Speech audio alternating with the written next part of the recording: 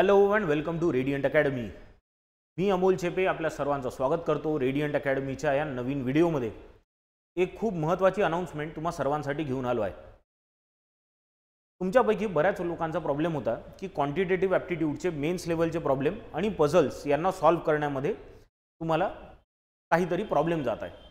तर असा जो सगळ्यांचा प्रॉब्लेम आहे याच्यासाठी एक सोल्यूशन आणण्याच्या प्रयत्नात आम्ही काही दिवसांपासून होतो आणि याचं सोल्यूशन म्हणूनच एक कंप्लीटली नवीन बॅच विदाउट फीज, महत्त्वाची गोष्ट ही आहे, एक कंप्लीटली नवीन बॅच विदाउट फीज तुमच्या सर्वांसाठी घेऊन आलो आहे। त्या बॅचचं नाव आहे बँकिंग उज्ज्वल बॅच। तर ही उज्ज्वल नावाची बॅच असणार आहे। उज्ज्वल म्हणजे रेडियंट, उज्ज्वल नावाची बॅच असणार आहे आणि ही बॅच बिना फीजची असणार आहे रेडियंट अकॅडमीच्या स्टुडंट्ससाठी। रेडियंट अकॅडमीचे कोणते स्टुडंट्स ज्यांचं ॲडव्हान्स कोर्समध्ये ते आहे किंवा ॲडव्हान्स कोर्स कंप्लीट केलेला आहे अशा विद्यार्थ्यांसाठी ही बॅच असेल। 1 तासाची रोजची ही बॅच असेल। याच्यात फक्त आणि फक्त मेन्स लेव्हलचे क्वांटिटेटिव्ह ॲप्टिट्यूड आणि पझल्स या 2 टॉपिक्सवरच फोकस केला जाईल। कोणते कोणते विद्यार्थी या बॅचला येऊ शकतात? सगळ्यात पहिले रेडियंट अकॅडमीचे ॲडव्हान्स कोर्सचे सगळेच विद्यार्थी याच्यात येऊ शकतात। ॲडव्हान्स कोर्स झालेले विद्यार्थी येऊ शकतात। रेडियंट अकॅडमीच्या बाहेरचे विद्यार्थी सुद्धा या बॅचसाठी येण्यास जर इच्छुक असतील तर ते सुद्धा येऊ शकतात। पण फीज फक्त रेडियंट अकॅडमीच्या विद्यार्थ्यांनाच नाही लागणार आहे, बाहेरच्या विद्यार्थ्यांना नॉमिनल काहीतरी फीज लागेल। बरं, आता बॅचमध्ये ॲडमिशन घ्यायची प्रोसेस काय असेल? तर या बॅचमध्ये एलिजिबल तुम्ही सगळेच असाल, पण याची एक स्क्रीनिंग टेस्ट होणार आहे। म्हणजे आपण सगळ्यांनाच घेऊन मेन्स लेवलच्या प्रॉब्लेमची तयारी करणं शक्य नाही, म्हणून आपण एक स्क्रीनिंग टेस्ट घेणार आहे। आता ही स्क्रीनिंग टेस्ट काय असेल? तर सगळ्यात पहिले जसं मी आत्ता सांगितलं, रेडियंटच्या विद्यार्थ्यांसाठी फीज नसेल।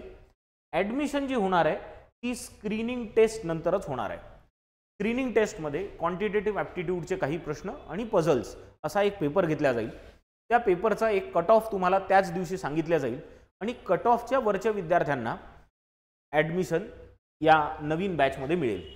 पहिली जी स्क्रीनिंग टेस्ट ही होणार आहे ती होणार आहे 5 एप्रिलला 11 वाजता। तर 5 एप्रिलला 11 वाजता पहिली स्क्रीनिंग टेस्ट होईल आणि स्क्रीनिंग टेस्ट ज्यांनी क्लिअर केली किंवा ज्यांनी कट ऑफ क्लिअर केला त्यांना ॲडमिशन मिळेल या बॅचमध्ये। क्लिअर हा विषय। दुसरी गोष्ट, जसं मी सांगितलं, ही बॅच कंप्लीटली ऑफलाईन मोडमध्ये असेल। रेडियंट अकॅडमीला फोकस मेन्स लेवलच्याच प्रॉब्लेम्सवर असणार आहे। आता काही विद्यार्थ्यांचा प्रश्न असा आहे की सर, आम्ही यावर्षी या महिन्यातली जी पहिली स्क्रीनिंग टेस्ट होणार आहे ती समजा क्लिअर नाही करू शकलो काही कारणामुळे, तर काय? तर तुम्ही पुढच्या वेळेस अजून मेहनत करा। आपण अशी स्क्रीनिंग टेस्ट दर महिन्याला घेऊ।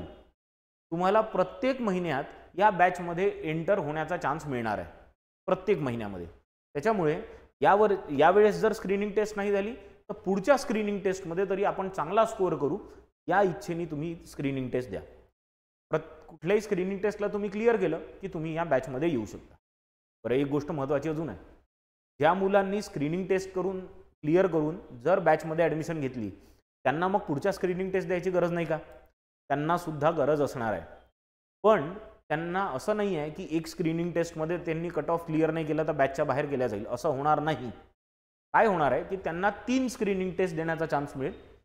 3 मध्ये जर ते कंटिन्युअसली कट ऑफ क्लिअर नाही करू शकले मग त्यांना काही दिवस बाहेर बसावं लागेल आणि बाकीच्या विद्यार्थ्यांना पुन्हा बॅचमध्ये एंट्री मिळेल। तर स्क्रीनिंग टेस्ट क्लिअर करणं is the primary requirement of this batch. तर ही बॅचची पहिली स्क्रीनिंग टेस्ट जसं मी आत्ताच सांगितलं 5 एप्रिलला 11 वाजता असणार आहे। You are all invited for the screening test. Thank you very much.